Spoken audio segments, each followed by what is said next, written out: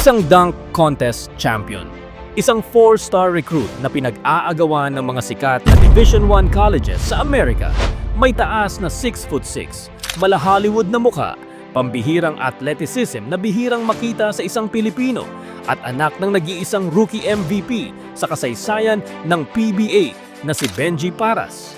Isang prinsipe ng Philippine basketball na itinalagang magiging unang Pinoy na makakatapak sa NBA court. Ngunit bago pa man natin nakita ang kanyang mga highlight dunks na naging viral sa buong mundo, ang hindi alam ng karamihan ay kung paanong ang isang manlalaro na nasa rurok ng kasikatan ay biglang nawala sa eksena, palipat-lipat ng unibersidad at tila naging biktima ng sarili niyang bigat ng ekspektasyon. Panoorin natin ang makakapigil hininga, ngunit nakakahinayang na kwento ng tinaguriang The Next Big Thing ng Philippine basketball. Ito ang true story ng rise and fall ni Kobe Paras. Pero bago tayo magsimula, kung gusto mo pang makakita ng mga kwentong gaya nito, don't forget to like and subscribe bilang pagsuporta sa aking munting channel. Maraming salamat po. Ipinanganak noong September 19, 1997, si Kobe Lorenzo Forster Paras ay hindi normal na bata.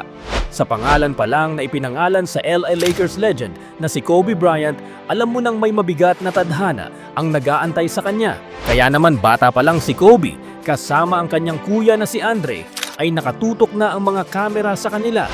Pumasok siya sa LaSalle Green Hills bago lumipat sa Cathedral Chapel School para sa high school. Dito pa lang, nakita na ng mga Pinoy basketball scouts ang isang pambihirang hiyas. Hindi siya tipikal na Pinoy guard na umaasa lang sa layup at floor generalship. Si Kobe ay isang aerial artist. Sa edad na 16 years old, nagagawa na niyang durugin ang ring sa mga posterizer dunks na madalas ay mga itim na Amerikano lang ang nakakagawa. Pero ang tunay na nagpabaliw sa mga netizens ay ang kanyang performance sa FIBA 3v3 U18 sa Jakarta, Indonesia noong 2013, kung saan siya ang tinanghal na kampeon. At noong 2015, lumipad si Kobe patungong Debrecen, Hungary para sa kanyang ikalawang dunk contest. Sa harap ng mundo, muling tinalo ni Kobe ang mga manlalaro mula sa Europe at Amerika para muling maging slam dunk champion. Sa ilalim ng Cathedral Phantoms, naging viral sensation si Kobe. Ang kanyang mga dunks ay naging tampok sa Ball is Life, ang isa sa mga pinakasikat na basketball mixtape channels sa Amerika. Dahil dito, binansagan siyang 4-star recruit. Ayon sa mga US scouting websites tulad ng Rivals at Scout.com, si Kobe ay kabilang sa top 100 high school players sa buong Amerika. Kaya naman, mga sikat na Division I schools ang nag-alok sa kanya ng scholarship tulad ng Arizona State, UCLA at Fresno State.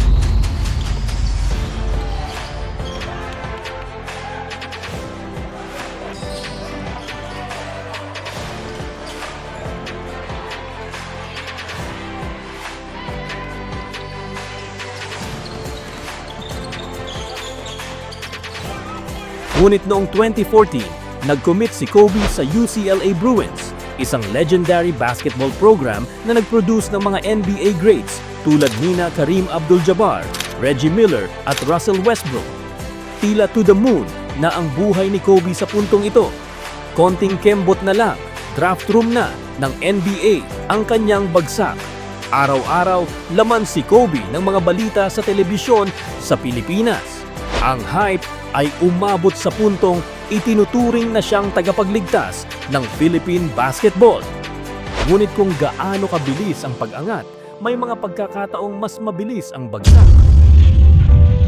At ang unang opisyal na talo ni Kobe sa Amerika ay hindi nangyari sa loob ng court, kundi sa loob ng silid-aralan. Noong June 2016, ilang buwan bago magsimula ang NCAA season, naglabas ng isang nakakagulat na anunsyo ang UCLA. Ni-withdraw nila ang scholarship ni Kobe dahil di umano sa academic conditions na hindi na-meet ni Kobe.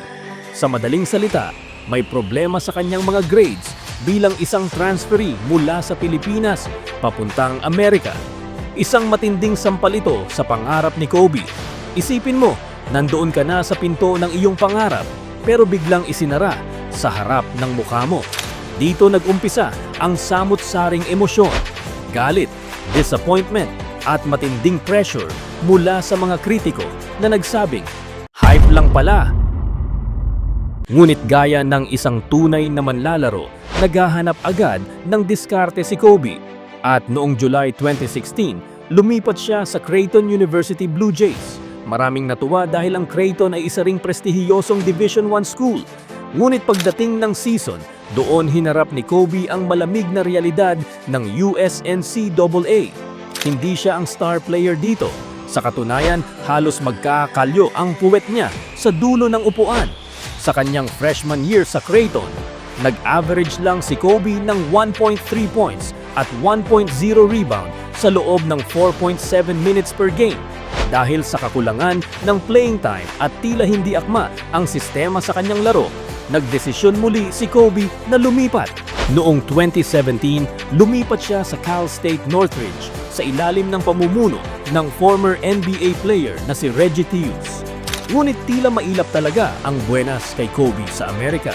Dahil noong March 2018, bago pa man makasampa sa court si Kobe para sa CSUN, sinibak ng universidad si Coach Reggie Theus. Dahil wala na ang coach na nagtiwala sa kanya, nag-anunsyo si Kobe ng isang radical na desisyon. Iiwanan niya ang kanyang pangarap sa USNCAA at magiging professional basketball player na lang siya. Go pro. Matapos ang 5 taon sa Amerika na puno ng roller coaster na karanasan, nagbalik si Kobe sa Pilipinas noong 2018. Sinalubong pa rin siya ng matinding hype ng mga fans, pero ramdam na ang pagdududa. Sumali siya sa UP Fighting Maroons sa UAAP noong 2019, kasama ang mga bituin tulad nina Bright Acueti at Richie Rivero. Binuo nila ang tinaguriang UP Super Team at nag-average si Kobe ng 17.4 points, 5.7 rebounds at 1.2 blocks per game at hinirang nakabilang sa mythical first team at dinala niya ang UP sa semifinals. Ngunit ang panahong ito ay panandalian lamang dahil noong 2020, sinalanta ng pandemya ang buong mundo kabilang ang sports industry. Kaya noong 2021, sa edad na 24, nagdesisyon si Kobe na pasukin ang Japan B-League, ang bagong playground ng mga talentadong Pinoy Cagers. Pumirma siya sa Niigata Albirex bilang isang Asian player. Sa kanyang unang laro kontra Kyoto Hanaris, umiskor agad si Kobe ng 25 points. 外からちょっとその新潟としてはしっかり攻めてみたいというか。なるほど。これを沈めていきました。 Ngunit kagaya ng mga nakaraang kabanata ng kanyang buhay, pagkatapos ng isang malakas na simula, unti-unting lumaylay ang kanyang stats. Nabawasan ang kanyang minuto, naging inconsistent ang kanyang shooting, at nahirapan siyang makisabay sa disiplinado at mabilis na sistema ng Japan. Matapos ang isang season sa Niigata, lumipat siya sa Altieri Chiba sa Division II ng B-League noong 2022, ngunit hindi rin siya nagtagal doon. At nitong June 25, 2026, isang balita ang tuluyang nagpagulantang sa mga Pinoy fans. Si Kobe ba nagba-basketball pa now? Hindi na, nagpahinga na. Pahinga muna. Pahinga na. Oo. Ayaw na niya Ayaw mag-basketball. Talaga, sayang naman. Well, sa akin naman, nasubukan naman niya. And sa akin, okay naman yun. Sabi niya gusto niya mag-business and he's always in Siargao. Sa akin naman, he's at peace pag andun siya. Bagamat inamin ni Benji na may kaunting panghihinayang siya na hindi nakitang sumunod si Kobe sa kanyang mga yapak, lalo na sa PBA, wala rin naman talaga siyang problema rito. Sayang, but I don't force my kids to do what I want. I support them in what they want to do and I continue to give them advice. Mula sa pagiging slam dunk champion at pagiging 4-star recruit sa Amerika, ang kwento ba ni Kobe ay maituturing na isang malungkot na pagbagsak o fall? Marahil para sa mga maseselang kritiko, oo. Dahil nabigo niyang abutin ng NBA na siyang naging benchmark ng tagumpay para sa kanya ng buong bansa. Ngunit kung titingnan natin sa ibang anggulo, si Kobe ay naging biktima lamang ng isang lipunan na mahilig magbigay ng gabundok na ekspektasyon sa mga batang atleta bago pa man sila tuluyang mahubog.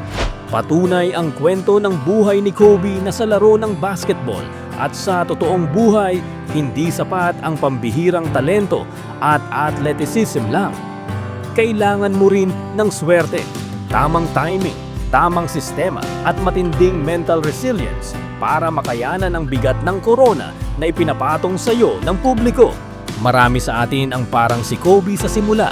Akma ang forma, mataas ang talon, at handang-handa ng ishoot ang bola ng pangarap.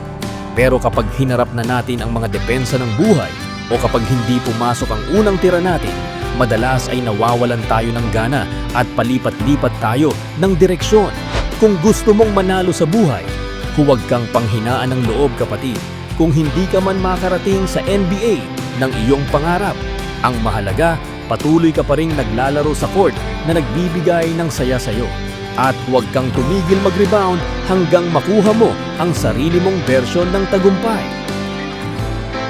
Sana ay nagustuhan ninyo ang ating kwento. Kung may suggestion kang content na gusto mong mapanood, i-type mo na sa comment section. Sisikapin nating isunod sa ating channel. Mag-subscribe ka na rin. Libreng nude lang, wala pang monthly bill, di tulad ng iba dyan.